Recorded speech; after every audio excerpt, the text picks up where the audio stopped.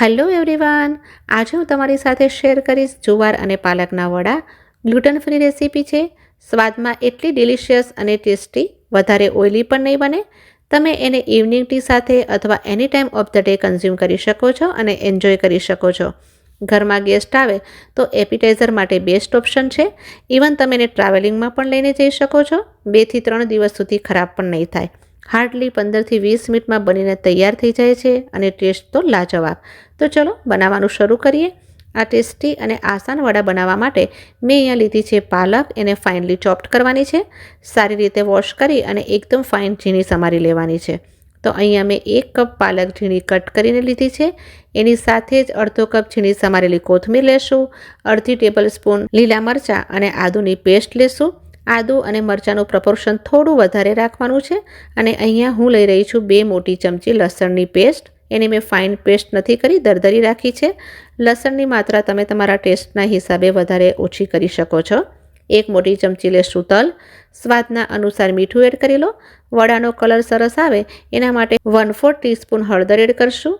1 મોટી ચમચી ખાંડ એડ કરશું. આ જે વડા છે એ થોડા ખાટા અને મીઠા બને છે. ખાંડ પસંદ હોય અને એડ કરી રહ્યા હોય તો એકદમ સારી રીતે નાખો, નહીંતર તમે સ્કીપ પણ કરી શકો છો. એની સાથે 3 ટેબલ સ્પૂન ખાટું દહીં એડ કરી રહી છું. દહીંની જગ્યાએ તમે લીંબુનો જ્યુસ પણ યુઝ કરી શકો છો. આ જે વડા છે એને ખાટા મીઠા બનાવવા હોય તો તમારે મીઠું, ખાંડ અને દહીં સરખી માત્રામાં જ નાખવાના છે. કારણ કે જુવારનો ટેસ્ટ બ્લેન્ડ હોય છે તો એનાથી ટેસ્ટ સરસ આવશે. હવે શું કરશું, એને સારી રીતે મેળવી અને મિક્સ કરવાનું છે. તમે ચાહો તો લીંબુની જગ્યાએ આમચૂરનો પાવડર પણ યુઝ કરી શકો છો. પણ દહીં નાખવાનું રીઝન એટલું જ કે એનાથી વડા વધારે સોફ્ટ બનશે અને રિઝલ્ટ પણ સારું મળશે. આપણે અહીંયા કુકિંગ સોડાનો બિલકુલ યુઝ નથી કરી રહ્યા. એને સારી રીતે મિક્સ કરી લેવાનું છે જેથી બધા જ મસાલા એકબીજા સાથે સરસ રીતે મળી જાય. એક સાઈડ મેં તેલ ગરમ કરવા માટે પણ મૂકી દીધું છે. હવે એમાં જુવારનો લોટ એડ કરશું. જેટલો જ હશે એટલો જ એડ કરશું. બધો જ લોટ પહેલેથી નથી એડ કરવાનો. થોડો થોડો નાખીને મિક્સ કરશું. ઓવર મિક્સ નથી કરવાનું. અહીંયા આપણે પાણીનો બિલકુલ યુઝ નથી કરી રહ્યા અને મીડિયમ સોફ્ટ ડો તૈયાર કરશું. તો આ જુઓ, આપણો લોટ બાંધીને તૈયાર થઈ ગયો છે. આમાં મને 1 કપ લોટ યુઝ નથી થયો, 2 થી 3 ટેબલ સ્પૂન બચી ગયો છે.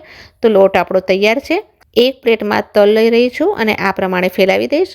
લોટમાંથી નાનો પોર્શન લઈ લેશું અને એને ગોળ ગોળ ઘુમાવીને નાનો બોલ રેડી કરી લેશું.